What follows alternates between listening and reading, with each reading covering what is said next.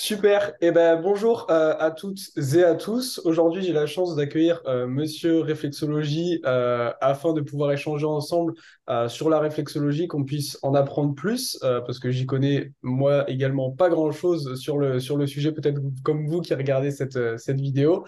Et ça va nous permettre d'échanger un peu sur différents thèmes, notamment le stress et le sommeil, voir comment c'est traité en réflexologie, comment en yoga nous on fait et pouvoir peut-être combiner un petit peu ces deux disciplines et rester bien jusqu'au bout de la vidéo parce que Monsieur Réflexologie va nous montrer quelques petits exercices qu'on peut faire directement à la maison pendant la vidéo, quoi. Du coup, pour commencer, est-ce que tu peux simplement te présenter? Alors bonjour à toutes et à tous. Alors moi je m'appelle Émeric, j'ai 35 ans, donc je suis réflexologue depuis maintenant quasiment 6 ans.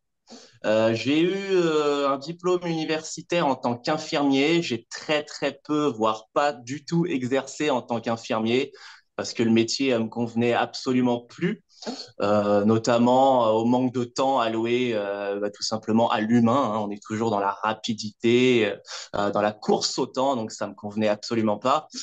J'ai beaucoup voyagé ensuite et c'est à travers mes voyages que j'ai découvert la réflexologie, notamment un voyage en Nouvelle-Zélande. Alors, en quoi ça consiste la réflexologie? C'est assez simple.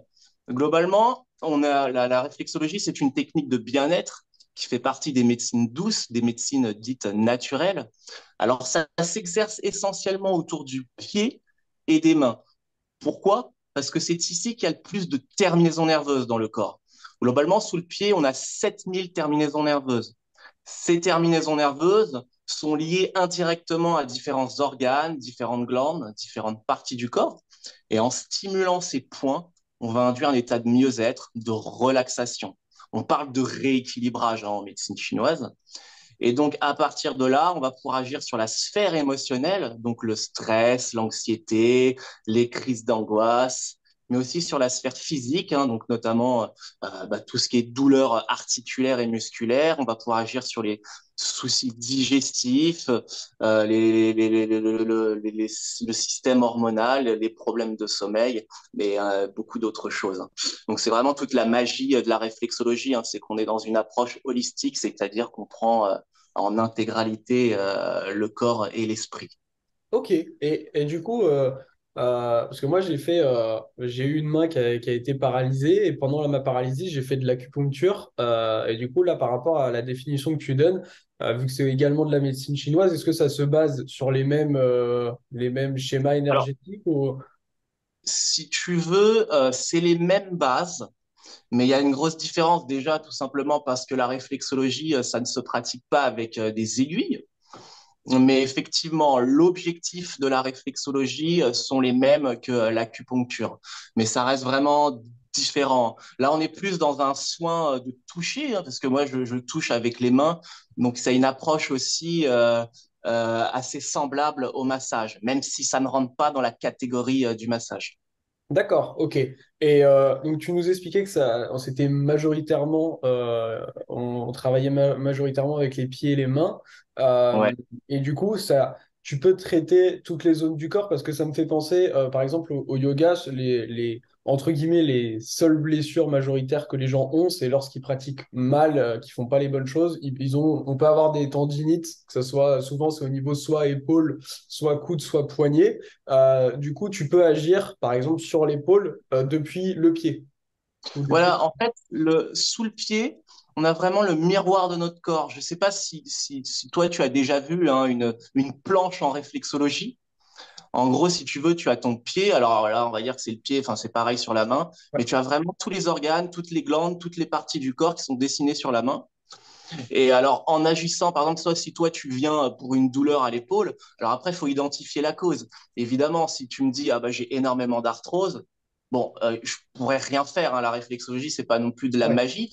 Mais Mhm. si tu me dis, ah oui, j'ai mal à l'épaule depuis que j'ai subi un petit stress émotionnel la semaine dernière, là, effectivement, je vais pouvoir agir. Parce qu'on va vraiment pouvoir détendre euh, vraiment toute la partie émotionnelle et c'est en agissant sur la partie émotionnelle qu'on va pouvoir logiquement agir sur la sphère physique. D'accord. Mais, Ok. mais effectivement, si tu viens avec une maladie articulaire ou de l'arthrose, hein, de grosses pathologies lourdes, bon, on va pouvoir soulager un peu la douleur, mais pas la soigner. On reste dans de la médecine, soigner ton arthrose, mais je vais pouvoir soulager un peu la douleur, quoi. Surtout la douleur qui est liée à D'accord. un stress émotionnel. Et, Voilà.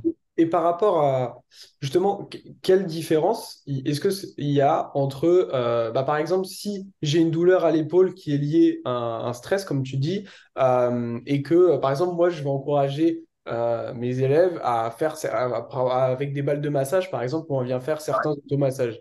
Est-ce qu'il y a une différence, enfin, qu'est-ce qui change entre, par exemple, traiter ton épaule via ta main et traiter ton épaule via un massage direct sur l'épaule, par exemple?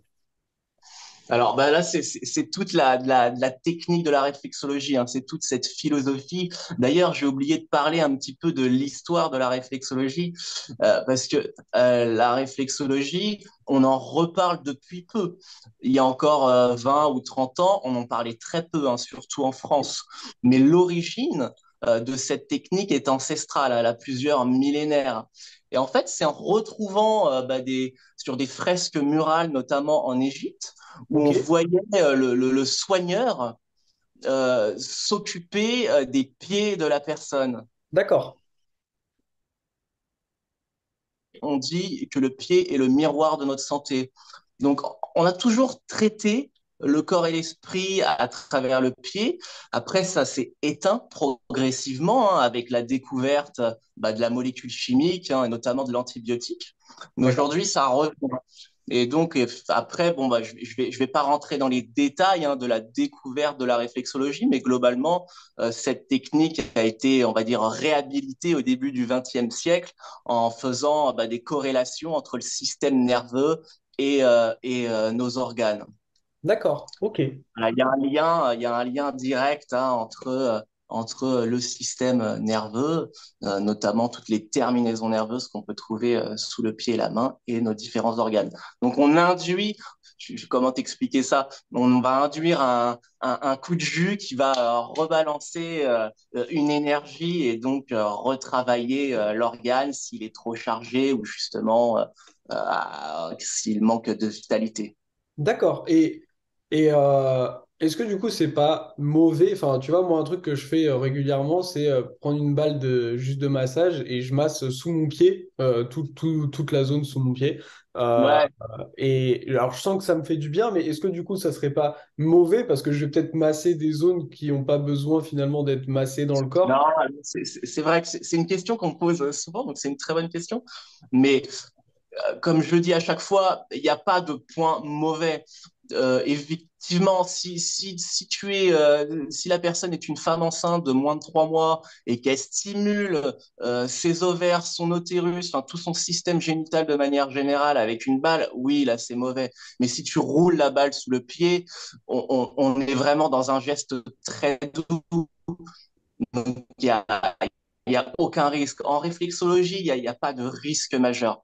On va déconseiller une séance de réflexologie à une femme enceinte de moins de 3 mois, mais mis à part ça, mis à part de grosses pathologies lourdes, si on reste vraiment dans un soin englobant, donc c'est-à-dire que si le réflexologue n'appuie pas un quart d'heure, 20 minutes sur le même point, il n'y a pas de souci particulier majeur. Du moins, ça s'est jamais vu. D'accord. Pas chez moi, en tout cas. Et par exemple, si on vient te voir pour revenir à ce que je disais tout à l'heure, tu as un souci à l'épaule que toi, tu peux traiter pendant la séance. Est-ce que juste la séance de réflexologie suffit? Est-ce qu'après, tu donnes peut-être des exercices à la personne pour qu'elle continue à faire chez elle? Comment ça se passe, par exemple? Alors, en fait, la réflexologie, c'est vraiment une technique complémentaire à la médecine conventionnelle. Donc l'idéal, on a tendance à trop compartimentaliser en France, hein. C'est-à-dire qu'il y a la médecine conventionnelle et la médecine douce. Dans d'autres pays, et pas si loin, hein, notamment en Allemagne ou dans les pays nordiques, les deux médecines travaillent ensemble. Et il y a beaucoup plus de résultats. D'accord. D'ailleurs, petit aparté, en Allemagne, il y a énormément de réflexologues. Dans les pays nordiques, la réflexologie, elle fait partie intégrante du système de santé national. D'accord. Donc, en France, ça se développe, mais il y a encore des doutes. sais, il y a tellement, enfin, on va pas parler de ça, hein, mais il y a un gros lobbying aussi pharmaceutique qui fait que c'est compliqué. Il y a de plus en plus de publicité, mais c'est compliqué à tous ces thérapeutes en médecine douce de bien vivre. Alors, pour répondre à ta question, quand la personne vient me voir, en tant que réflexologue, je n'hésite pas à réorienter vers un kiné, tout simplement vers un médecin, ou justement, je réoriente vers un professeur de yoga pour faire des exercices adéquats, hein. Moi, je veux faire mon travail, mais souvent, quand il y a complémentarité avec une autre discipline, bah, il y a vachement plus de résultats, quoi. Oui, d'accord, ok. Bah, c'est finalement, en fait, de ce que tu dis, le mieux, ça serait presque d'avoir une sorte de complexe où dedans, tu as un kiné, un prof de yoga, un C'est réflexologue, ça. etc. Et Et pouvoir... c'est ouais. toute la magie des maisons de médecine douce qui commencent à pulluler en France, hein. Et, et, et ça se développe vraiment. Et comme je te disais tout à l'heure, hein, dans plein d'autres pays, ça se développe depuis déjà plusieurs décennies. On y arrive, on y arrive, mais c'est ça qui est magique, hein. C'est vraiment la complémentarité de toutes ces techniques, hein, issues des médecines douces qui fait qu'on a des résultats hors normes, sans forcément consommer des médicaments systématiques, sachant qu'en France, on est les rois de la consommation du médicament. C'est sûr. Donc, c'est pour ça faut pas oublier ce mot de complémentarité, si tu Hmm. veux. Ouais. Et, Ouais, pas et trop partir dans un extrême ou l'autre, quoi. Juste trouver un Non, bon... non, non, faut rester humble. Sincèrement, moi, j'ai vu des problématiques solutionnées ici au cabinet, mais de dingue, hein. Même moi, je ne sais pas comment j'ai fait exactement. Mais faut rester humble et toujours réorienter quand c'est plus de notre ressort. On n'est pas médecin, on n'a pas une formation médicale, donc faut absolument réorienter quand on ne sait plus quoi faire. Parfois, on arrive à solutionner le mal de la personne en une séance ou deux. Quand on n'y arrive pas, ça sert à rien de faire revenir la personne 10 fois, hein. C'est que c'est pas possible, c'est que c'est pas du ressort de la réflexologie. Mais globalement, en réflexologie, 75% des consultations sont liées au stress, à l'anxiété, aux crises d'angoisse et tout ce qui est lié. Donc, qu'est-ce qui est lié à tout ça? Soucis digestifs, sensation d'oppression, maux de tête, remontée acide. Tous ces maux, hein, sont liés à une accumulation émotionnelle, à un stress trop intense. Et Ouais, là, ça fonctionne vraiment. un petit peu Là, comme ça. un petit peu comme finalement la majorité des douleurs globalement qu'ont les gens, que ce soit au niveau du dos, que ce soit au yoga, ça arrive souvent quand il y a des personnes qui Ah se ben, mettent à c'est clair. pleurer, quand on vient ouvrir les hanches, etc. Mais ils ont pas de problème en soi physique, il y a simplement toutes les tensions émotionnelles bloquées au niveau de ces zones-là qui se libèrent. Mais Ah bah, au niveau des hanches, effectivement, hein. Là, tu le ressens, hein, tu as complètement raison. Quand une hanche, un bassin est bloqué, tu peux directement comprendre il y a une charge, il y a une charge émotionnelle importante chez la personne.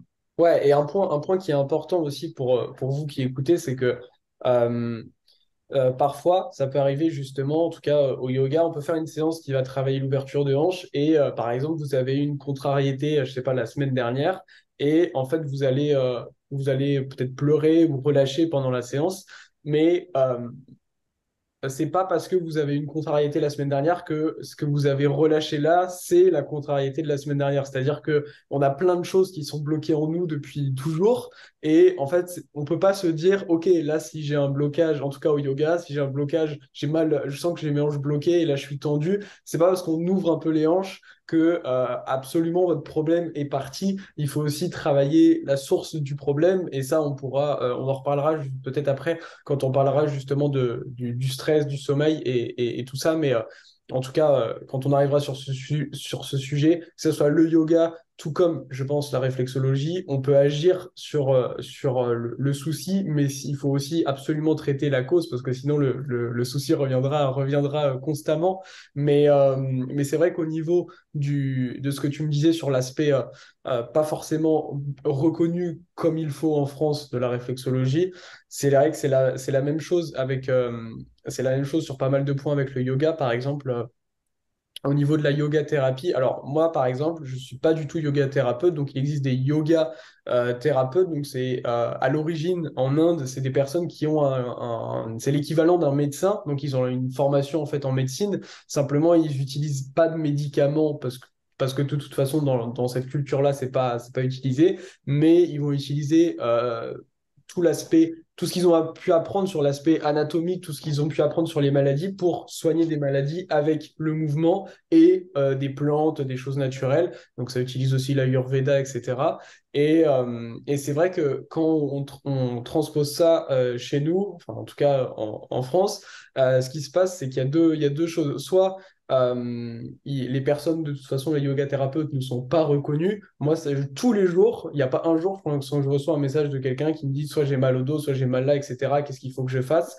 Ou j'ai tel problème, je dois faire quoi? À chaque fois, je dis la même réponse. Dans tous les cas, il faut avoir un aval de ton médecin pour pouvoir pratiquer le yoga. Et je te recommande dans tous les cas de voir oui, également un yoga thérapeute si tu as des gros problèmes, parce que moi, je ne suis pas yoga thérapeute, mais soit les yoga thérapeutes ne sont de toute façon pas connus, la profession personne connaît, ça c'est le premier problème. Et le deuxième problème, c'est que les formations euh, souvent, elles sont trop courtes, c'est-à-dire qu'en Inde, c'est des longues formations. Chez nous, c'est des formations qui sont beaucoup trop courtes pour être une formation de type bah, vraiment thérapeute, quoi, de médecin, en fait.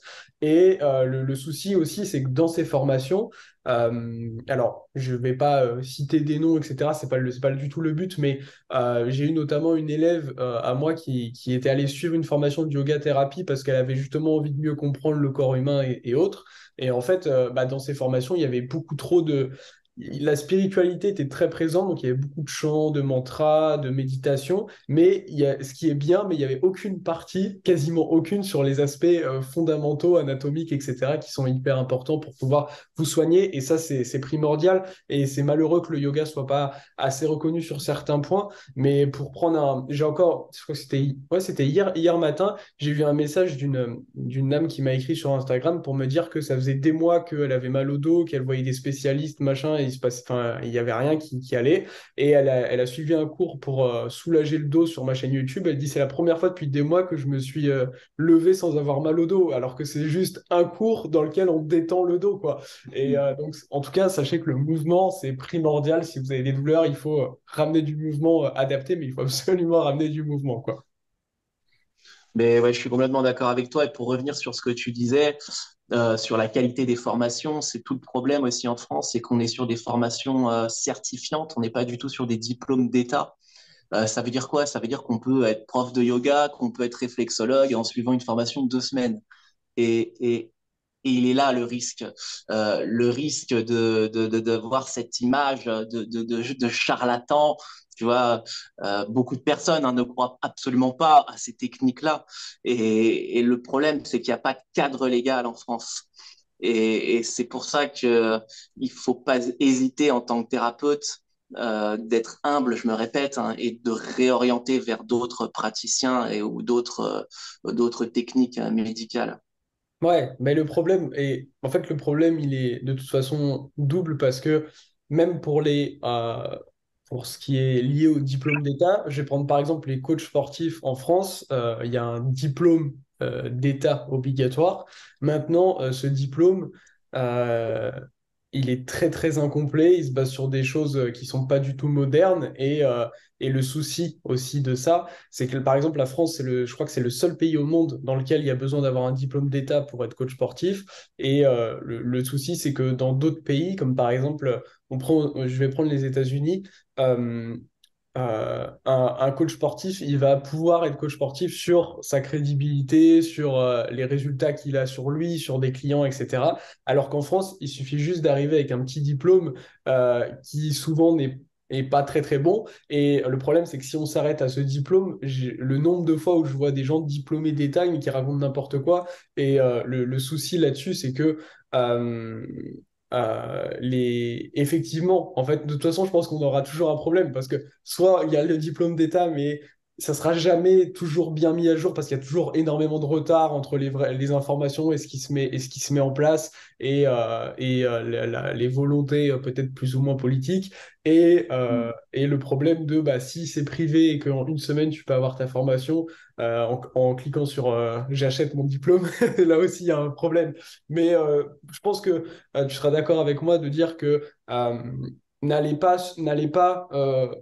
par exemple, consulter des réflexologues ou suivre des cours de yoga de personnes qui ne sont pas, par exemple, recommandées ou de personnes dont vous n'avez pas eu de retour. Et c'est vrai qu'aujourd'hui, grâce à Internet, grâce au réseau, etc., on peut aussi rapidement voir si quelqu'un est qualifié ou pas, de par des retours qu'on peut voir de clients ou autres. Et moi, en tout cas, c'est le conseil que j'ai à vous donner, c'est de toujours aller voir quelqu'un qui est reconnu pour ce qu'il fait et pas juste parce qu'il a un bout de papier, quoi. Et c'est ça. De toute façon, il y a rien de mieux que de consulter après avoir fait fonctionner le bouche à oreille, hein. Ça, c'est certain. Ça, Ouais, c'est certain. ouais, ouais, ouais. Ouais.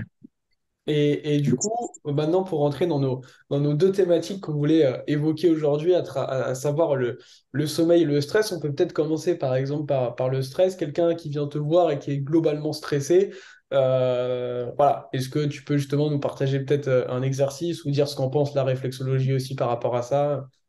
Alors, bon, alors déjà, aujourd'hui, on va faire un exercice de réflexologie palmaire. Euh, Pourquoi? Parce que tout simplement, sur la main, l'automassage est bien plus simple. Toi, j'imagine, Sacha, que tu n'aurais pas de souci à travailler sur ta voûte plantaire. Mais pour certains, c'est parfois bien plus compliqué. Donc, effectivement, quand une personne rentre dans mon cabinet et qu'elle me parle de stress, alors on va parler un petit peu des raisons de son stress. Parfois, c'est tout simplement lié à un examen dans les jours à venir. Parfois, c'est lié vraiment à des traumas émotionnels de longue date, où là, c'est absolument pas la même approche. Aujourd'hui, on va travailler sur les mains, mais au cabinet, si on peut travailler autour du pied, on le fait. C'est vraiment autour du pied qu'il y a le plus de résultats. Sur les mains, il y a de très bons résultats, mais sincèrement, je ne vais pas vous mentir, c'est sous le pied que c'est magique. Euh, Quand on commence une séance de réflexologie, quand on veut travailler sur le stress, on a, on va dire, quelques zones essentielles à aborder. Donc, si tu veux, là, Sacha, on peut faire l'exercice si ça te convient. Ouais, ouais, carrément. Vous pouvez le faire en On- même temps avec nous, hein, ceux qui regardent Ah la bah vidéo, même si vous êtes dans le oui. métro. Globalement, il y a un exercice qui est vraiment magique. Bon, faut toujours, avant une séance de réflexologie, il faut toujours se chauffer un peu les mains. Ok, C'est essentiel, hein. On assouplit et on chauffe les tissus. Donc ça, tu fais ça 30 secondes, une minute, hein, pas besoin de faire ça plus longtemps. Hop, voilà. Tu peux masser un petit peu. En fait, c'est comme si tu te lavais les mains. ok, ouais, sans eau, c'est économique. Ouais, c'est économique, c'est écologique. Donc ensuite, on travaille sur ce qu'on appelle cet axe-là. C'est l'axe qui correspond à la colonne vertébrale. Donc c'est vraiment sur la face euh, interne du pouce. Donc, je ne sais D'accord. pas si vous voyez. Ah ouais, on voit. Est-ce que du coup, par contre, est-ce qu'il faut absolument faire sur main gauche ou main droite ou ça a rien à... L'idéal, c'est de commencer main gauche. D'accord. Bon bah je suis bon Ouais. alors. Vas-y. Et donc en fait, on prend le pouce et on va ce qu'on appelle faire des mouvements de reptation. Donc on travaille juste avec la première phalange du pouce. D'accord. Donc tout le long. Donc évidemment, on travaille avec le pouce de la main opposée. Et là, on est sur l'axe de la colonne vertébrale. Donc ici, on est sur les lombaires, là, on est sur les dorsales, et là, on est sur les cervicales. On repasse 3, 4 fois globalement sur cette zone. Donc toujours travailler la colonne vertébrale. Ça, c'est essentiel en réflexologie. Donc le mouvement, hein, faut appuyer. Alors l'idée, c'est pas d'écraser non plus la main, mais faut quand même appuyer, hein. On n'est pas sur un massage, on va Détente. dire, d'extrême douceur. Et par exemple, là, tu vois, moi, je sens plus en bas, là où c'est le bas du dos. Si je Ouais. sens plus là, ça veut dire que j'ai plus de tension à cet endroit-là. Alors, en fait, tu as l'interprétation, on va dire, physique, où je D'accord. pourrais te dire, ah, bah, tu as peut-être plus un petit déséquilibre au niveau des lombaires, un petit souci. Après, tu as l'interprétation, on va dire, émotionnelle, où là, enfin, tu sais, hein, le corps nous parle en fonction, enfin, le corps décrit nos mots. Donc là, à partir du moment où tu as mal au lombaire, tu as peut-être tel souci ou pas. Moi, D'accord. c'est pas en cabinet, hein, je travaille pas comme ça. Je veux pas être intrusif chez la personne. Donc, on va pas parler. Je ressens des choses, mais je veux pas aborder des choses qui sont parfois gênantes hein, et D'accord. souvent personnelles, hein. Je ne suis pas psychologue, c'est pas mon but. Mais effectivement, si tu as un petit peu plus mal en bas du pouce à ce niveau-là, bah, c'est que tes lombaires sont peut-être un petit peu fragiles. Bon, D'accord. j'imagine que c'est pas une douleur très aiguë que tu as, c'est juste une Non, non, non, sensibilité un c'est peu. juste, c'était un petit peu plus sensible qu'en haut, quoi. C'était juste, ouais, je me demandais du coup, là. D'accord. Donc, quand on a fait la main gauche, on fait la main droite. Donc, la même chose, hein, c'est exactement pareil, c'est l'axe de la colonne vertébrale. Donc, vous repassez deux, trois fois. Certaines personnes passent plusieurs fois. On dit que tant qu'il y a une petite sensibilité, il faut passer dessus. Donc, D'accord. parfois, ça peut durer que 20 ou 30 secondes, parfois, c'est 2 minutes. Et comment Donc, une comment t'expliques que par exemple, tu vois, moi j'ai pas forcément les mêmes sensations sur la main gauche que la main droite. Alors, on a souvent une main ou un pied un peu plus sensible que l'autre, hein. D'accord, Parfois, c'est plus sensible aussi sur la main droite quand on est droitier.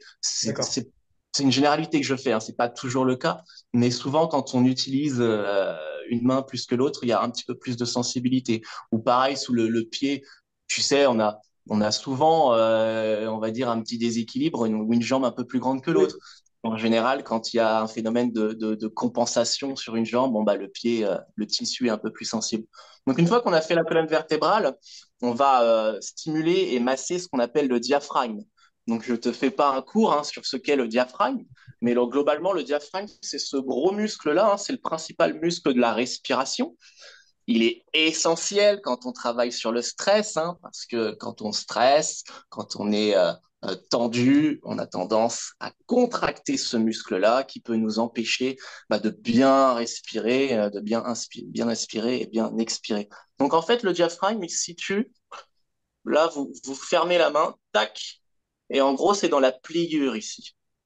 C'est vraiment dans la pliure là. ok. Donc là, j'ai pas les stylos. Enfin, je Ouais, je pense que moi, pourrais faire. si moi j'ai compris, je pense que tout le monde a pu comprendre, hein. T'inquiète, on a. C'est vrai. Ouais, ouais, ouais. Et ben, on fait la même chose, phénomène de reptation hein, dans cette pliure-là. D'accord. Tac.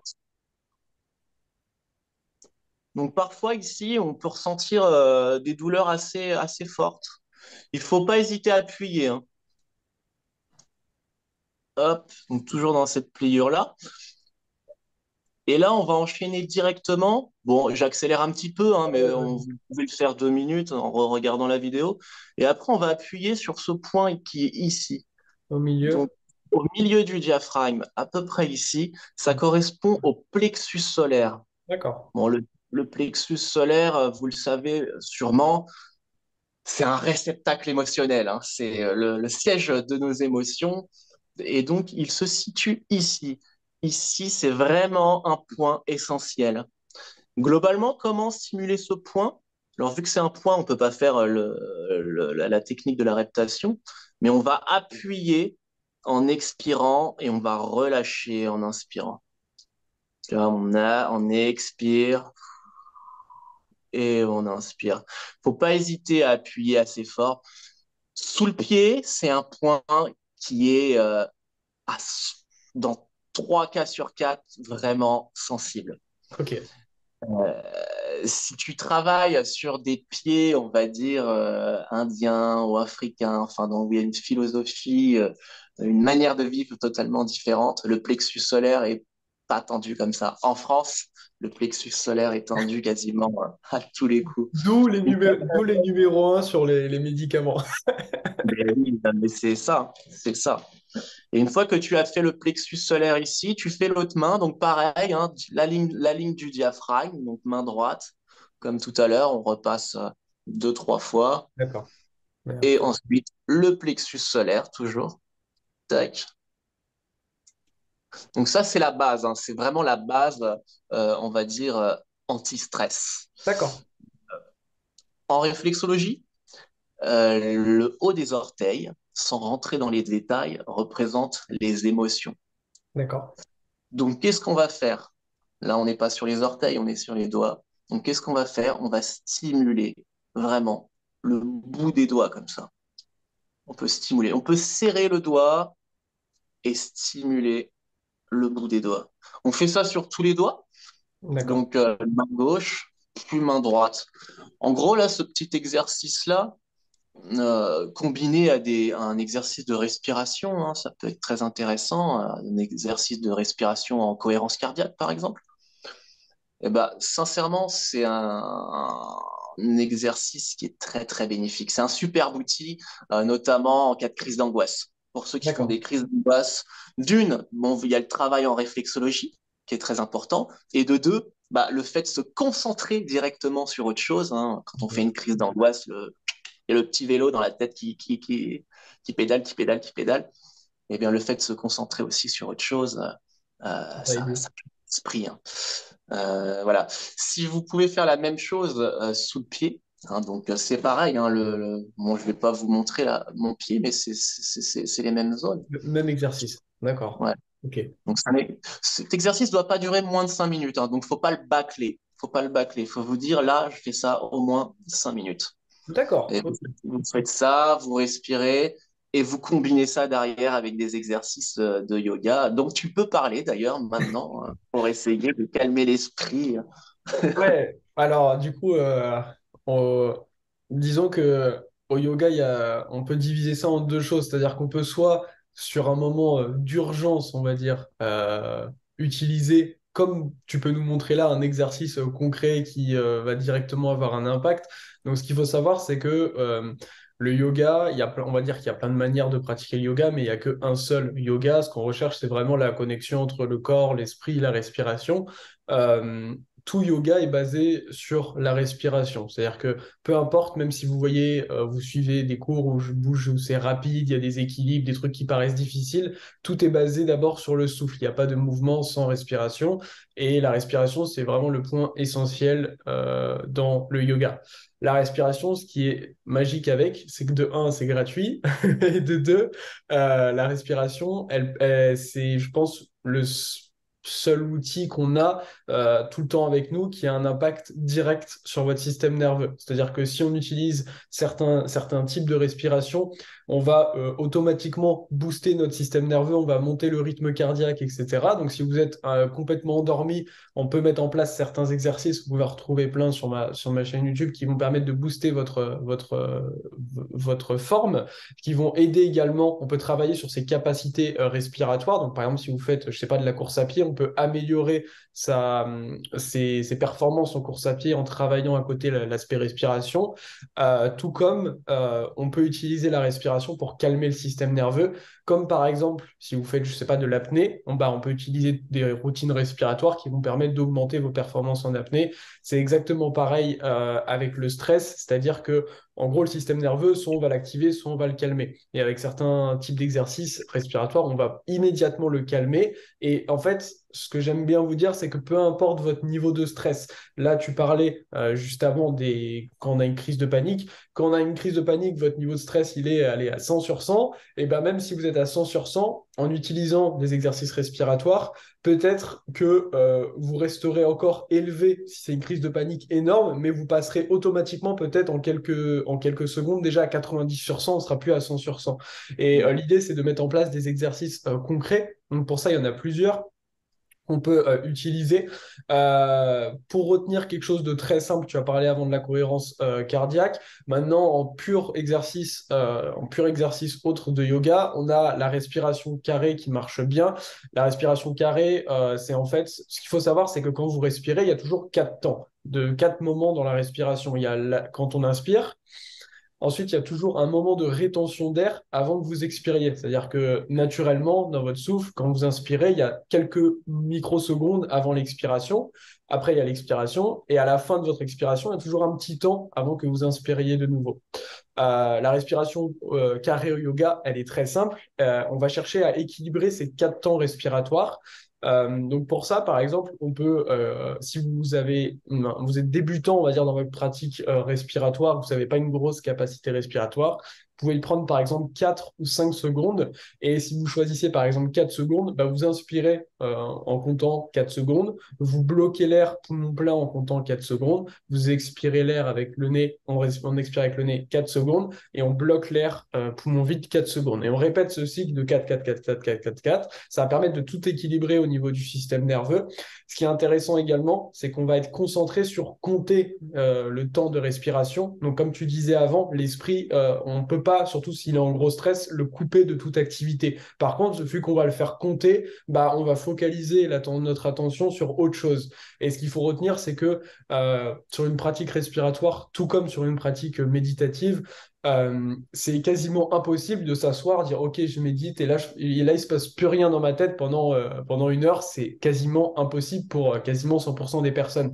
Ce qui se passe, c'est que notre cerveau, il faut le voir un petit peu comme un petit singe qui aime faire plein de conneries et qui s'arrête jamais. Et c'est pareil avec notre esprit. C'est-à-dire que on peut pas dire au singe arrête de faire des conneries. Par contre, on peut l'orienter et le mettre dans un endroit où on s'en fiche qu'il fasse des bêtises par là. Et là, c'est un petit peu le même truc. C'est-à-dire que l'esprit, faut lui amener quelque chose. Donc, le fait de se concentrer sur la respiration et sur le comptage de la respiration va aider. Autre exercice qui va être intéressant en plus de cette respiration carrée, c'est un exercice qu'on appelle la respiration de l'abeille. Alors ça, c'est mon préféré. Il est très bon aussi si vous avez mal à la tête. Il est très bon pour dormir. Il est très bon pour baisser le niveau de stress. Le seul truc, c'est que en fonction de là où vous vous trouvez quand vous avez un moment de stress, vous pouvez pas forcément toujours le faire. Je vais vous expliquer pourquoi. Cet exercice, il consiste en fait à bloquer. Alors, le faites pas quand je l'explique parce que sinon vous allez plus m'entendre. Vous allez voir. Il consiste à bloquer en fait ses oreilles, fermer ses yeux. Donc en fait ici j'entends plus rien, je vois plus rien. Je bloque aussi mes yeux pour être complètement isolé dans le noir. Et en fait il consiste à prendre une grande inspire avec le nez. Et à l'expiration, en gardant la bouche fermée, on fait un bruit qui fait un comme le home du yoga, si vous connaissez. Et en fait, on va répéter ça plusieurs fois en restant complètement isolé. Et l'intérêt du c'est qu'au yoga, on joue beaucoup sur les vibrations avec les mantras et qui ont un impact direct dans votre système nerveux. Et le fait de s'isoler en fait complètement, donc j'entends rien, je vois rien. Du coup, tout ce qui se passe, ça va rester dans mon crâne. Et si vous faites ça essayez 5 minutes, pendant 5 minutes chez vous, faites des grandes inspires, à l'expire, vous faites un long et ben vous allez voir que, enfin moi j'ai la tête après qui chauffe, mais qui chauffe de bien, quoi. C'est pas elle va exploser, ça chauffe, ça fait vraiment du bien et ça permet de détendre instantanément le système nerveux. Donc cet exercice de la veille, il est super efficace.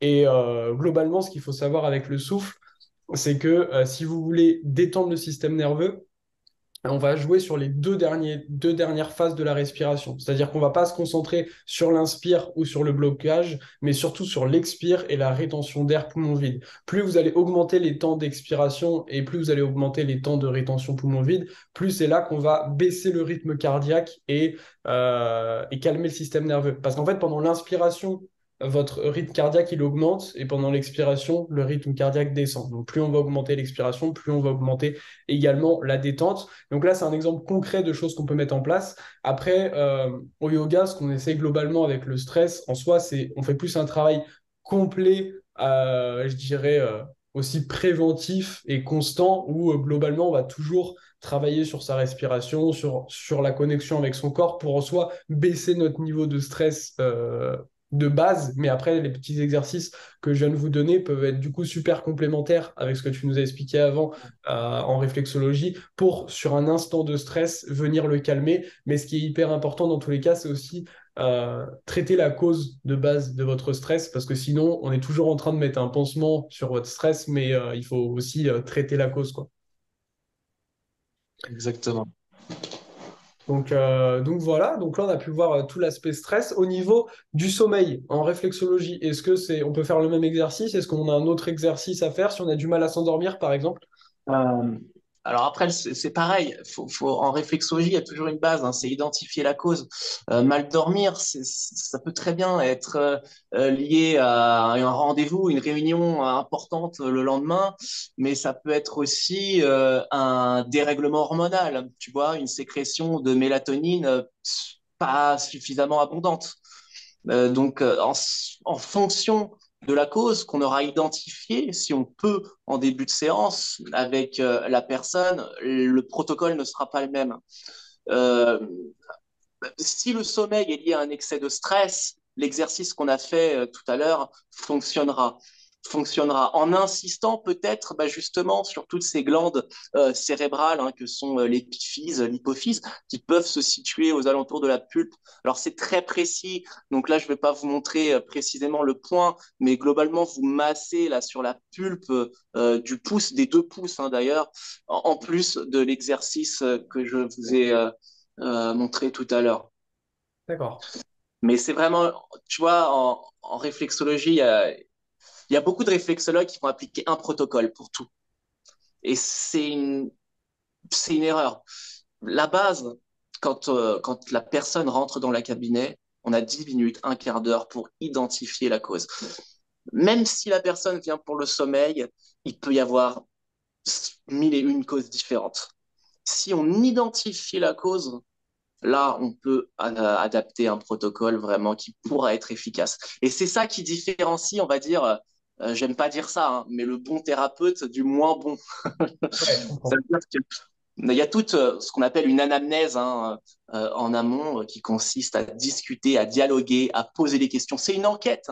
On est un peu détective. C'est une enquête pour essayer de comprendre pourquoi cette personne dort mal.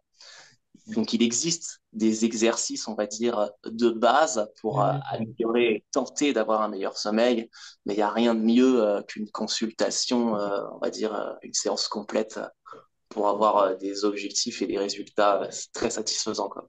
Je comprends, je comprends. Mais je suis complètement d'accord avec toi. C'est pareil que euh, tous les jours, je reçois des messages, justement, comme je disais tout à l'heure, qui me demandent j'ai mal là, qu'est-ce qu'il faut que je fasse et tout. Ouais, c'est Et ça. ce que je réponds, mais 99% du temps, c'est ça dépend. Parce que, en fait, la personne qui vous dit, OK, t'as mal au dos, il faut que tu fasses ça.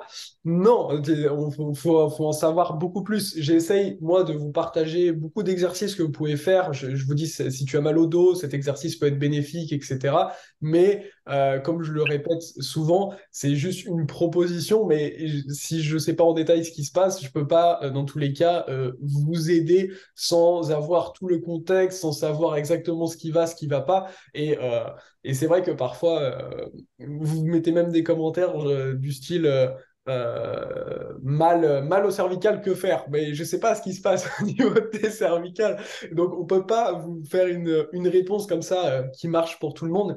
Et j'ai envie de dire, si vous avez une réponse générale quand vous avez un problème, euh, je- voilà, il faut plutôt fuir parce que ça peut ne pas forcément être bon. Et la vraie réponse, c'est que ça dépend. Alors, pour certaines thématiques, on peut avoir une réponse générale. Par exemple, comme je vous expliquais, il y a des exercices de respiration. Pour tout le monde, ça va avoir tel effet. Comme là, tu nous expliquais, en réflexologie, tu fais tel exercice, dans tous les cas, ça va agir sur le stress. Donc, il y a certaines choses qu'on peut faire. Maintenant, plus aussi le problème va être important, plus il va falloir aussi adapter. Et plus il va falloir avoir un protocole spécifique pour que vous Mhm. puissiez avancer. Mais un truc que j'aime bien aussi rappeler, c'est que très souvent, vous avez tendance un petit peu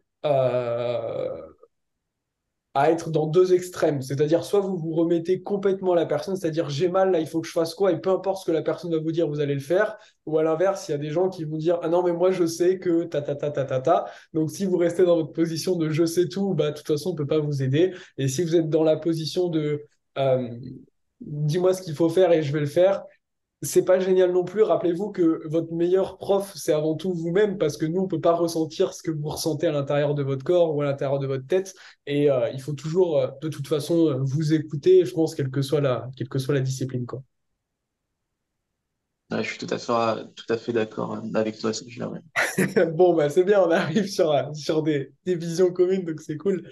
Ça aurait Euh, été dommage d'être d'accord sur rien du tout, quand même. Après, c'est toujours intéressant d'entendre des gens qui sont pas d'accord sur certains points. Par exemple, moi, il y a des formes de yoga euh, sur lesquelles je dis tout le temps ouvertement que j'aime pas du tout. Pour moi, ce qu'ils font, c'est pas bien du tout. Euh, Ouais. Mais je serais content, ça me dérangerait pas du tout, tu vois, de pouvoir échanger avec quelqu'un qui défend ces formes de yoga-là, parce que ça permet que les gens qui écoutent, tu vois, puissent se faire aussi leur propre avis. Et c'est toujours intéressant aussi d'avoir des gens qui sont pas d'accord, mais, mais c'est bien aussi Après, d'être dans le d'accord. yoga, ouais, dans le yoga, ça doit plus se retrouver qu'en réflexologie, parce que c'est vrai que dans le yoga, bah, enfin, je sais pas combien de yogas différents, mais ça doit être un nombre incroyable. Donc forcément, Bah ouais, bah par des disons différences. que le souci, c'est que t'as que vraiment, ça se compte, je pense, sur les doigts d'une main, les différentes formes de yoga qui Ouais, existent. mais ça, Maintenant, il y a 40 000 noms qui sortent, marketing, des trucs dans tous les sens, qui veulent tout et c'est rien ça. dire. Et j'ai fait d'ailleurs une story ce week-end, je disais, mais j'ai suivi un cours, ça s'appelait Commando, Yoga, machin, et je me suis dit, bon, bah, ça va être un truc assez hardcore et tout. Et en fait, c'était un cours, Ouais. mais hyper débutant. Et c'était juste pour flatter l'ego des gens qui suivaient le cours d'appeler ça commando, quoi. Et je dis, mais c'est n'importe C'est un quoi. peu- Et voilà, justement, on fait du yoga pour se détacher de notre ego et se connecter avec soi-même. Donc, si vous faites ça pour juste être beau pour votre photo Instagram, c'est pas forcément génial. Mais voilà. Bah, écoute, merci en tout cas à toi pour cet échange. Et je voulais te demander justement, avant de terminer notre enregistrement, si les personnes qui nous ont vus là veulent en savoir plus sur ce que tu fais, etc., où est-ce qu'on peut te retrouver du coup? Ouais, alors on peut me retrouver sur mon Instagram. Sur mon Instagram, je suis moi Monsieur Réflexo. J'ai un Facebook aussi, mais après je mets la même chose sur Facebook ou Instagram, donc vous pouvez directement aller sur mon Instagram. J'ai pas encore de chaîne YouTube. J'en aurai bientôt une. Je vais en Top. ouvrir une bientôt. Après, vous pouvez, donc, si vous habitez proche de Vannes, hein, donc moi je suis en Bretagne, à Vannes, bah, vous pouvez venir en consultation ici au cabinet. Après, sinon, si vous êtes plus loin, bah, vous pouvez aussi avoir une consultation avec moi, mais là, ça sera à distance et ce sera plus bah, du conseil personnalisé en automassage, hein, sur du palmaire de base. Et puis, si vous pouvez faire du plantaire, donc sous les pieds, bah, on travaillera sur les deux. Et Top. n'hésitez pas, hein, sur mon Instagram, je réponds assez rapidement. Donc, si vous avez des questions complémentaires, supplémentaires, sauf si c'est pour me dire mal au cervical, que faire. Mais sinon, Envoyez-lui toutes vos douleurs par message. ouais, j'aime bien répondre à mes followers. Super. Et bah écoute, merci à toi pour toutes celles et ceux qui ont regardé la vidéo jusque-là. N'oubliez pas de juste mettre un petit pouce bleu sous la vidéo et de vous abonner pour pas louper la suite des vidéos. Et si vous avez des questions par rapport à notre échange, bah, n'hésitez pas à soit les envoyer directement à Monsieur Réflexo ou les poster en commentaire YouTube et j'y répondrai. Et je vous dis à très vite.